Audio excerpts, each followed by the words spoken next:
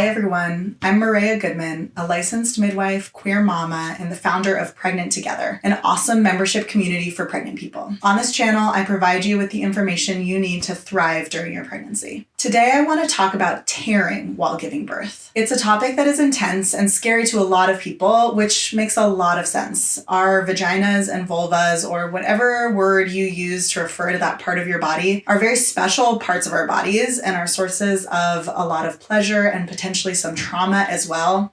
So this is a really big, intense topic. I just want to normalize that if this is something that feels really scary to you, I totally understand and you are in good company. So first, I'm going to be talking about some ideas that can support you to not tear or to tear less while giving birth. And then the second half of this video will be focused on normalizing tearing, what happens if you do tear, and how to support that healing process. So here are 3 suggestions on how to avoid tearing while giving birth. 1, practice your mind-body connection with your vagina. Some of the worst tears that I've seen at births that I've attended as a home birth midwife are when the birthing person feels really out of control during the pushing process, and as a result, pushes too hard or feels out of control during that process. When birth happens too fast, the tissues don't have enough time to relax and to allow for that normal stretching process to occur. So one of the things that can help with supporting the mind-body connection is to prepare yourself for that time as much as you can. You can watch birth videos, and while you do, consciously try to bring a mindful connection to that lower part of your body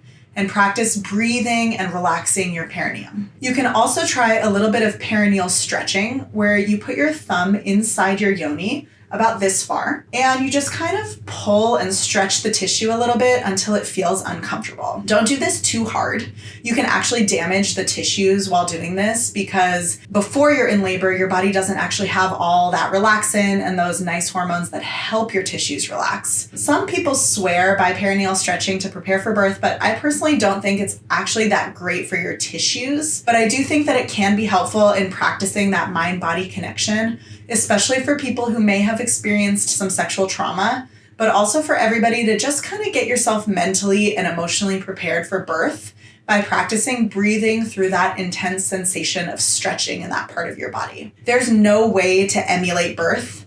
And one of the good things about giving birth is that when we're in labor, our bodies produce a lot of healthy hormones that help us relax and stretch those parts of our bodies.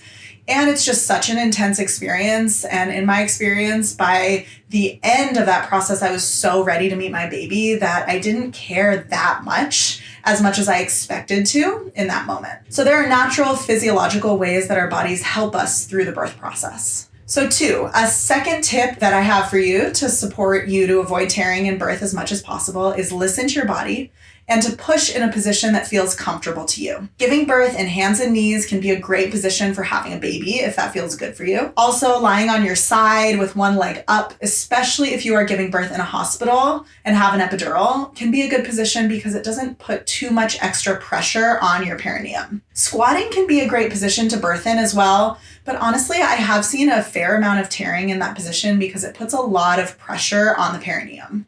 So if you are in a squat while giving birth, either just listen to your body and trust that that's the right position for you and your baby, or maybe consider standing up or moving into hands and knees just to create a little less pressure on that perineum. Okay, 3, my third tip for not tearing at birth is to do small little pushes at the very end of the pushing process. This is a good thing to talk to your provider about, especially if you have a midwife and definitely with your doula. They can remind you towards the very end of the pushing stage, right before the baby's head is crowning, just to do little pushes like this.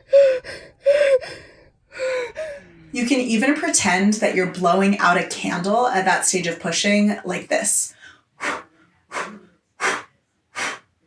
Birthing a baby is hard work, and a lot of people need to push really long and hard to get their babies out, but it's really, really helpful to have someone help remind you towards the end just to blow and breathe and let the process slow down so that your tissues can stretch. Your uterus is actually pushing the baby out for you as well. So at the very end, as long as everything is normal, you can just breathe your baby out, which is related to tip number 1 around having mindfulness and practicing that mind-body connection during the pushing process. Okay, so those are 3 suggestions for avoiding tearing as much as possible during birth.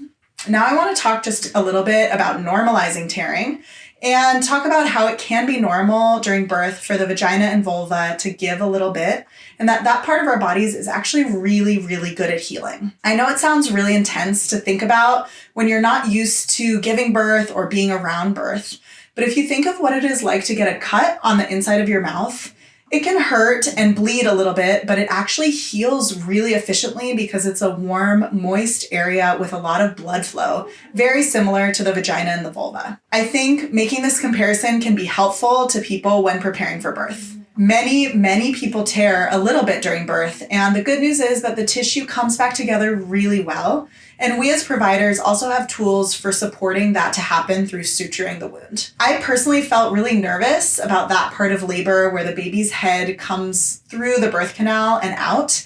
Thinking about it, I felt like that was the part that I was the most scared of. But then when I actually gave birth, the dilation part was the hardest for me.